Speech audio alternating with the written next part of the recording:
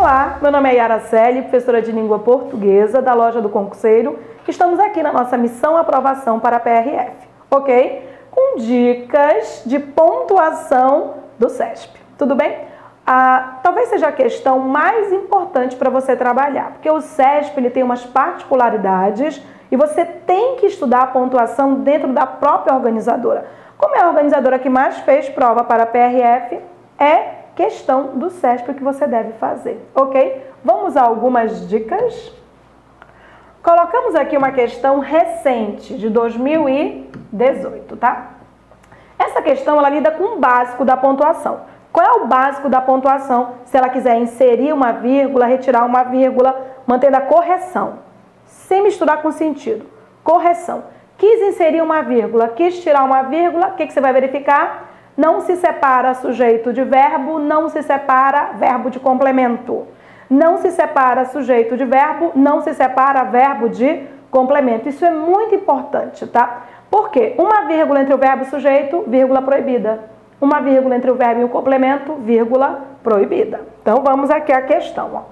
É a única organizadora que você pode ler primeiro o comando da questão, depois você volta ao texto. Porque se for gramatical, não precisa nem do texto todo, tá?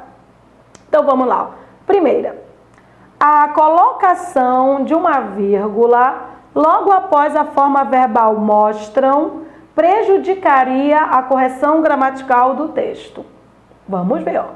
Estudos mostram que o açúcar, por alterar alguns tecidos humanos durante a fase de crescimento, pode ser o responsável por problemas que vão de miopia e acne até o câncer. Então, tá. Ele me falou em mostram.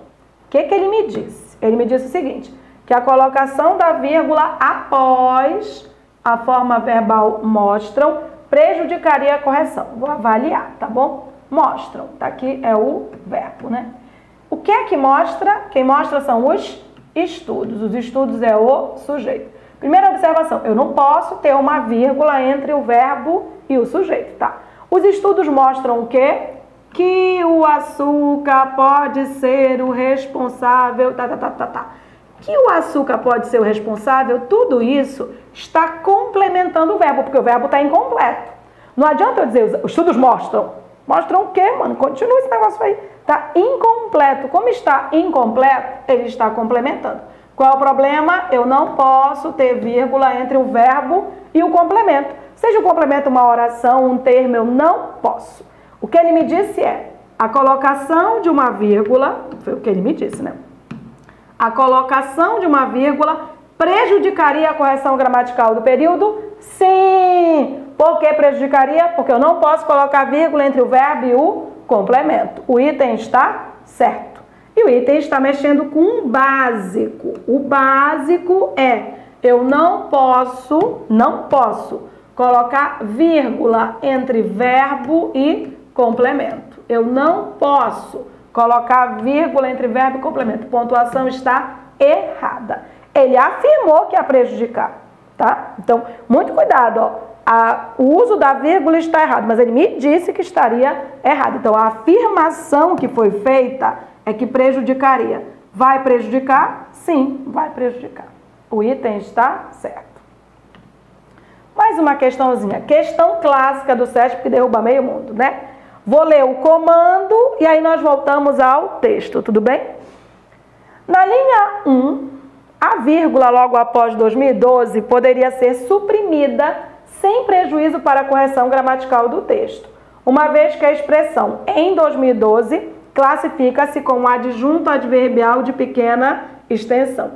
Gente, eu nem preciso do fragmento todo, eu preciso só do trecho inicial mesmo. Ele diz assim, ó. Em 2012, né? Vamos abrir um espacinho lá.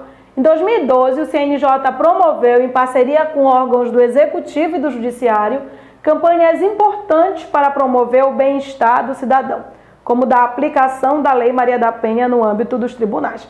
Eu não preciso disso tudo, né?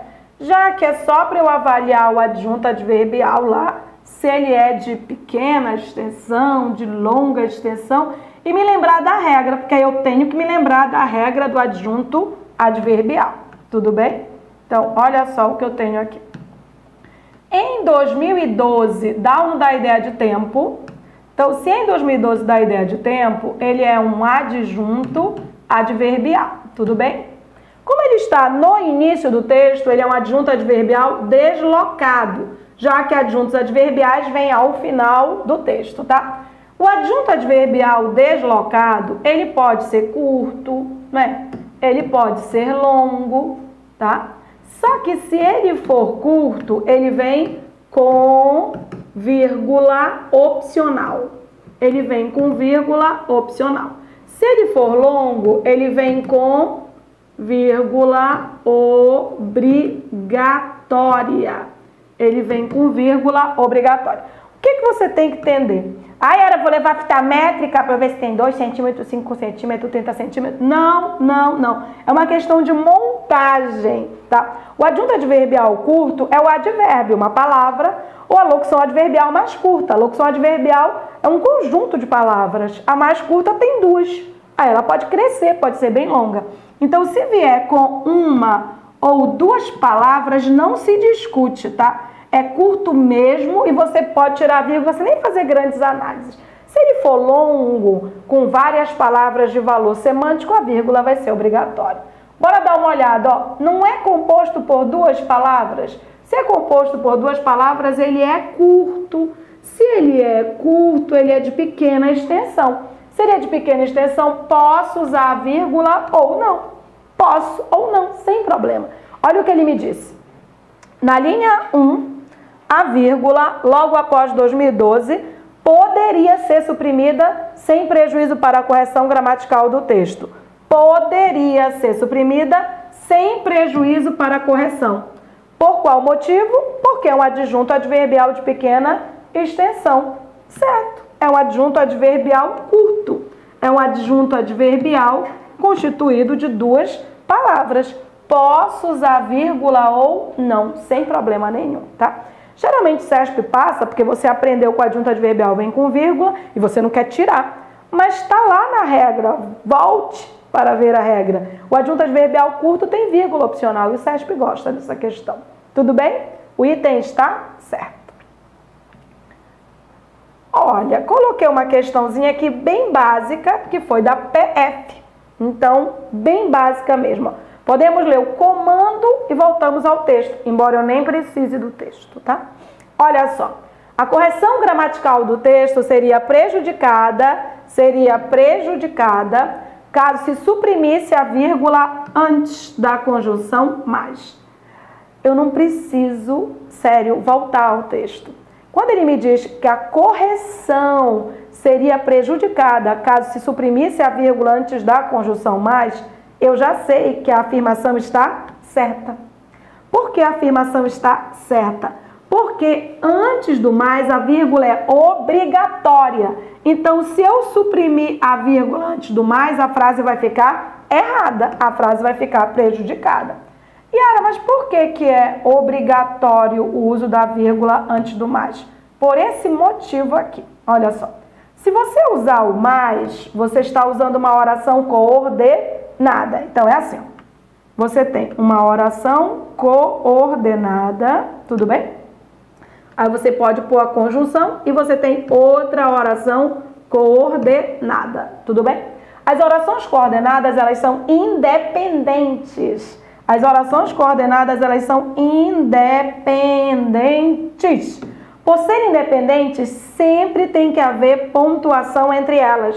Sempre. A única exceção é o E.